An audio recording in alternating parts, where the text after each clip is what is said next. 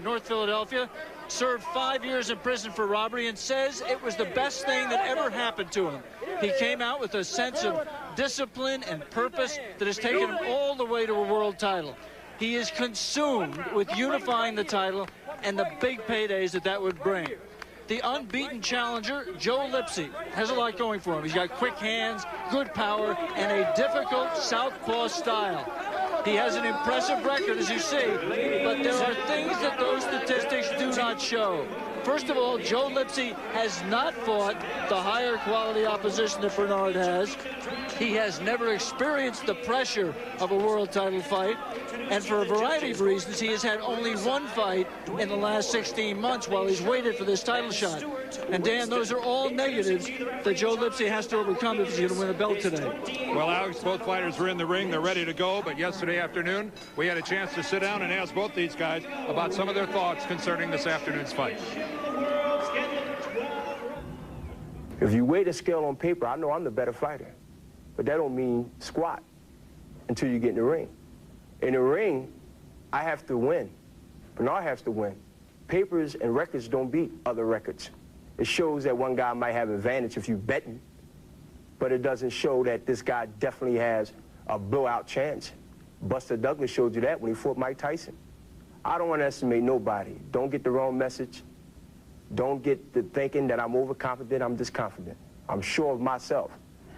I know the important thing is to enjoy in each moment, every second of this, day by day, because, this is a memory that I'm going to have for the rest of my life. So, I'm going to have fun with this, and then when it's time to fight, I'm just going to let it come out. I'm just be me, fight the style that I know I'm best at, and win this fight. I'm not going to tighten up and hurt my efforts, Let's crunch the numbers for this afternoon's fight. Go to our tail of the tape. You'll see that Bernard Hopkins is 2 years older than Joe Lipsi, but the big difference is in height. He's 3 1/4 inches taller than the challenger, Joe Lipsi. The rules of this afternoon's fight are the IBF rules. The 10-point must system is in effect. The 3 knockdown rule and the standing 8 both are not in effect. A fighter cannot be saved by the bell in any round, and only the referee has the power to stop the bout. And the referee for today's fight is Mitch Halpern. Well, get out of here. And he's going to preside over the festivities here. And of course, gentlemen, this will be a clean fight. Alongside Alex Wallow, an old friend, Joe Frazier. Smoking Joe here to see another Philadelphia fighter. That's right, and most Philadelphia fighters were like Joe Frazier. They were left hookers. Bernard Hopkins, interestingly, Dan, has most of his power in his right hand. He is not typical of a Philadelphia fighter, but he is typical in the fact that he's well-schooled, knows how to defend himself, and he's learned an awful lot in those gyms of North Philadelphia. A lot of stars, a lot of dignitaries in Las Vegas, where later tonight in this ring will be Frank Bruno and Mike Tyson. And the IBF Middleweight Championship is underway. This bout scheduled for 12. And you heard Joe Lipsi say he wasn't going to tighten up, he was going to have fun, and it's interesting that he came right out and was the aggressor. He has to establish some respect. Ooh, he got hit with a right hand coming in by Bernard Hopkins. The champion being more careful here, more patient, and letting Lipsi initiate the action here in the first minute of round 1. Bernard Hopkins in the black trunks with the gold tassels. Joe Lipsi in the gold with the red and blue accompanying colors. And again, a look at the southpaw stance. That'll identify Joe Lipsi in a hurry. Bernard Hopkins' record only has 2 southpaws on it in his entire professional career, and those fights were very brief, and they were not talented southpaws as Joe Lipsi is.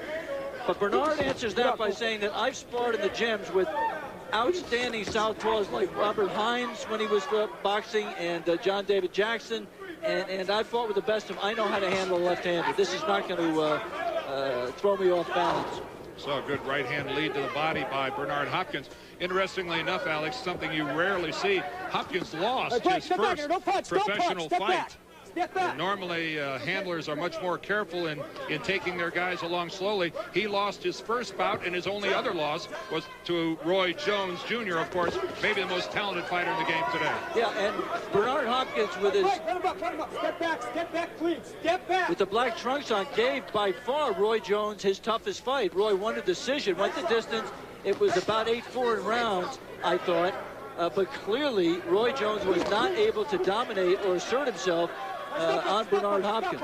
That fight was back in May of 1993, and Bernard Hopkins refers to it often. He really views that as a fight that gave him a lot of credibility in this division, and of course, he's right. And he gave him one other thing. He gave him the experience at the championship level in a big, big fight, and he thinks that's a huge edge, and I do too, in this fight with Joe Lipsi. Joe has not had competition at this level with this much at stake.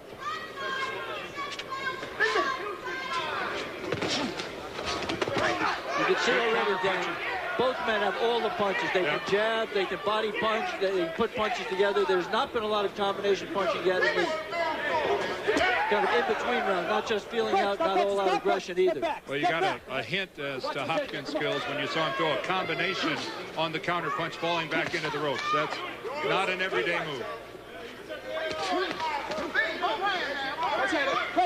Don't punch. Moving inside the final 10 seconds of the first round. Again, this for the IBF Middleweight Championship here from Las Vegas. Fighters meet in the middle here for the beginning of the second round. Both of these guys not overly cautious. Oh, they're a good combination, a good right hand by Hopkins. Bernard Hopkins not wading in as he customarily does. You can see that Joe Lipsi already has his respect. Fight a smart fight, Bernard. I think he knows right away. Stop punching. You hear the referee say, stop punching. Neither man stopping punching. They're going to hear from him. And it's a good move by Mitch Halpern. Let's go. Come on, clean fight. Go. The referee takes control. I think Bernard already knows that he can hit Joe Lipsi with the right hand. And it's just a matter of him finding the right openings and picking his spots and not getting hit back. Good left hand by Lipsi, and he followed it up with another. That was a good right hand by Hopkins. It flipped the chin. That is Shirley Hopkins, the mother of Bernard, sitting here at ringside. And we've talked before how difficult it must be to be a mother or father and watch your son in such a violent sport. And we talked to Shirley. She's sitting right behind us, Dan. We talked to her before the fight, and I said to her, I think if I was in your position, Shirley, I'd watch this at home or on tape. And she said, no, I have to be here to show him I support him. Or at least maybe from a distance, Alex, not right at ringside where you can hear the concussion of the blows. Ooh, another right hand landed.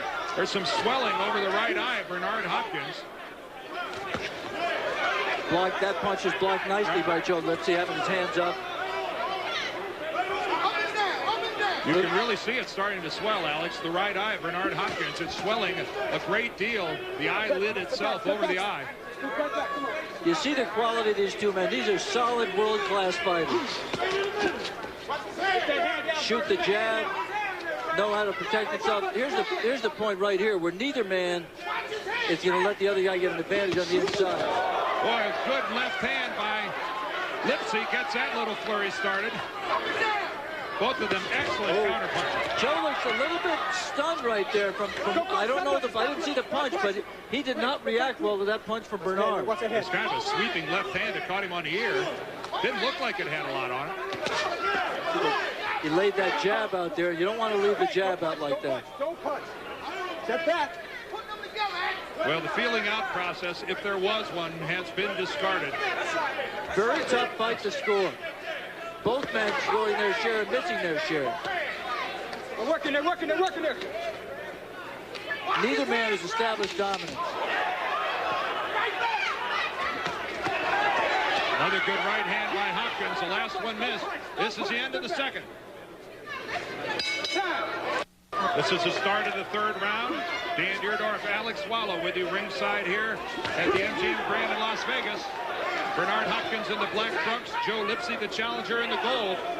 And right now, Alex, we saw during that 60 seconds between rounds them working with the end swell on the right eye of Bernard Hopkins. That's right, and the wear and tear is also showing on Joe Lipsi. He's cut under his upper lip, and they worked on that in his corner in between rounds. Oh, good digging left hand by Lipsi. Oh, and a solid right hand by Bernard Hopkins. Boy, Lipsi wades in trying to get to the midsection, and he moves into the power range of Hopkins' right hand. Stop punching. Step back. Step back.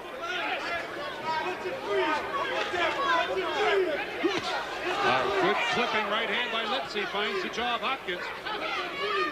There is Joe Lipsi's son, Joe Lipsi III, the 5-year-old here at ringside, watching his dad do his thing.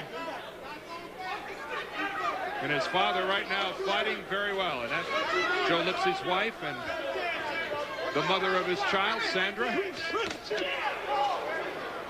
go Sandra, come back. Come.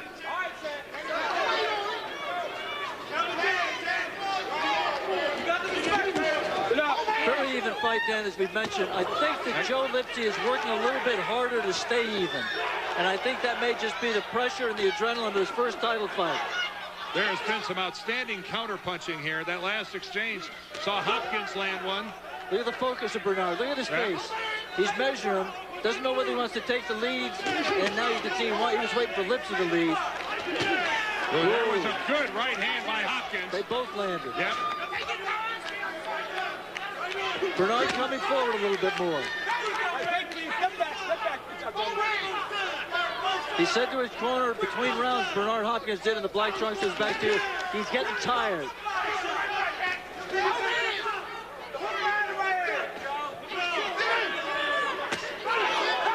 Powerful right hand by Hopkins. He catches arms, gloves, whatever, boy. You just feel the concussive power. We should point out, in talking about the fatigue factor with Joe Lipsi on the right, that the first time this fight was scheduled was canceled because he had an asthmatic condition. He does have asthma, and he had a bad reaction to medication. And it lowered the potassium in his blood. Whether that has an effect on his endurance or not, we'll just have to watch and talk to him about after the fight, win or lose. Again, Bernard Hopkins with a right hand, dominated. An outstanding fight in progress here as we come to the end of the third round. Welcome back to Las Vegas. This is the start of the fourth round. And you wonder if these two guys can keep this pace for 12, Alex. They're landing some heavy blows. They're expending a lot of energy. You just see the benefit, the experience that Bernard Hopkins in the black trunks has had. And getting up for a big event like this, he just seems more relaxed and less fatigued. Seemed to me to take over the fight in that last round, Dan. Whether he can maintain control or not, we'll see. Well, it seems to be the punch in this fight is the right hand of Bernard Hopkins, and whether or not he brings it to bear or not, as a decisive factor, we'll have to wait and see. But it is the punch that when it lands right there, you hear it and you feel it. One thing's for sure, I really did believe that Bernard would have more trouble adapting to a southpaw, and he is instantly found the key and has fought as though he's facing an orthodox right-handed fighter. Again, Bernard Hopkins over 3 inches taller. Straight left there by Joe Lipsi coming in. Down the pipe. Over 3 inches taller than Lipsi. In fact, he said, we asked him to describe Lipsi. He said, well, he's about the size of my mother. Talking about his height or lack thereof. Let him up, don't punch, come on, break, don't punch. Just as the referee says don't punch, Bernard Hopkins punches, the referee says last one, which we assume means the next time he does it, he'll lose a point. That's just Bernard Hopkins trying to intimidate a kid. He's coming up trying to take his title away. Well, Bernard very well aware of the reputation of Philadelphia fighters over the years for their toughness, and he can't talk long enough or loud enough about how proud he is to represent Philadelphia in their illustrious boxing history. A digging right hand by Hopkins. And a wrestling throw there by Lipsi, throwing Bernard off and trying to land a punch. He's a strong young man, compactly built as you see. You see the width of the shoulders. Chopping right hand by Hopkins. Oh, and a leap Beautiful combination by Hopkins. Both of them landed on the head of Lipsi, and wisely he grabs. He grabs, and he took those punches. That was a hard combination by a world champion. And Joe Lipsi has to find a way to avoid those punches, but he does prove that he's got a solid chin. Oh, a right uppercut, and Bernard Hopkins lands and knocks down Joe Lipsi. It's over. Mitch Halpern has stopped this fight. This fight is over. You're right. It was a right uppercut by Bernard Hopkins, and that hurt Joe Lipsi badly. He's talking to Dr. Robert Boy in the ring.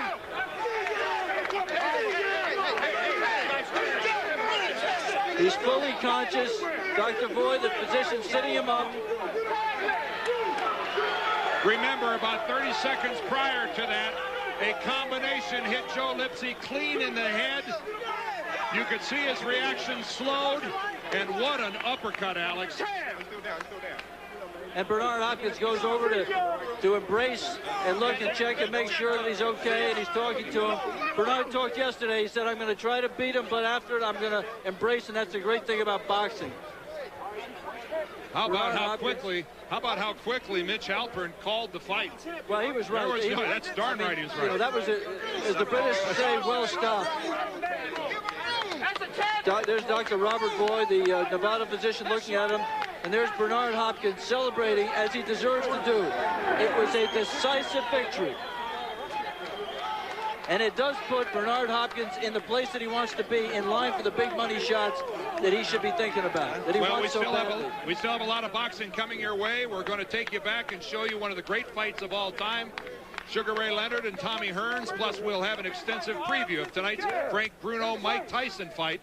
All of that still to come here on ABC's Wide World of Sports. Okay. Marley got it. Mike, okay. Let's take a look at some of the punches that caused the damage that ended Joe Lipsi's dream of a world title. Coming in, pulling with the left, looking with the right. He landed the right on top, and you see Joe Lipsi's legs go a little bit there. Another right hand right down the pipe, and Joe Lipsi is just not reacting well. He tries to grab. Now let's take a look at the knockout. I saw that. On the right of your screen, the champion coming in. Joe Lipsi firing a straight left. The champion stepping back, a right uppercut that absolutely stopped Joe Lipsi dead on his feet and lined him up for the right. It was that uppercut and then the right and then another right, and down he went, and the fight was over. You could see, even before he hit the canvas, you could see the referee waving his right arm, saying the fight was over. I think a magnificent job of refereeing by Mitch Halpern. And you will not see a more powerful punch than that uppercut by Bernard Hopkins. You're going to be champion, man. You're the champion. We'll be back here in Las Vegas with a lot more to come. We've got the Tyson-Bruno preview. We've got Leonard Hearns, too. So stay with us. ABC's Wide World of Sports will continue after this and a word from our ABC station. Mike Tyson fought Frank Bruno once before. This is what happened. Tyson gets nailed with a left hook. Tyson looks wobbly as he attacks Bruno. That's the first time I've seen anything like Tyson staggered. Mike Tyson doesn't seem to have that fiery look in his eyes. Bruno versus Tyson, WBC Heavyweight Championship, Saturday, March 16th, live on pay-per-view. The Championship, Part 1. Call your cable or satellite company. Executioner, I can execute my ability. And I was setting him up, yes, with the right hand. I mean, I seen it right down the pipe. I know I was a quicker and elusive fighter. It just took a little bit of time. You know, I've been out the ring for 8 months. Prior to the fight I had last month, which only last 24 seconds, so it wasn't a workout then. So I really wanted to get a couple rounds in. And I'm not saying that I carried Lipsi, but I was being a little patient than last fight. Where do you go, Bernard, from here? What is the plan for the next year? What do you have in mind? I want my promoter, Butch Lewis, to pit these guys to the test because they don't want to fight me. I think Butch and Don can get along in the business part and moving me to the middleweight championship, unifying the championship, being undisputed middleweight champion of the world. If Don King can do business with Bob Arum, with Oscar De La Hoya, and Chavez, I'm pretty sure he can work with Butch Lewis. I want to be the next Marvin Hagler. Butch Lewis, when he first signed me, he wrote out a biofile for everyone to say that I was the next Marvin Hagler in the 90s. Now I have the opportunity to prove that. I wish in this year, early next year, that I can unify the title. If not, I would like to fight Roy Jones Jr. Congratulations. He's the baddest man in town. I want to fight the baddest man in town. Congratulations to you. You're the baddest man in town in this ring right now. Congratulations to you, Bernard. Let's go back to ringside and Dan Deardorff. Thank you, Alex. We will never refer Bernard Hopkins, though, as Mr. Soundbite. He can go. Coming up, we've got Leonard Hearns 2 plus a Bruno Tyson preview. Stay with us. We'll be back to Vegas in a minute.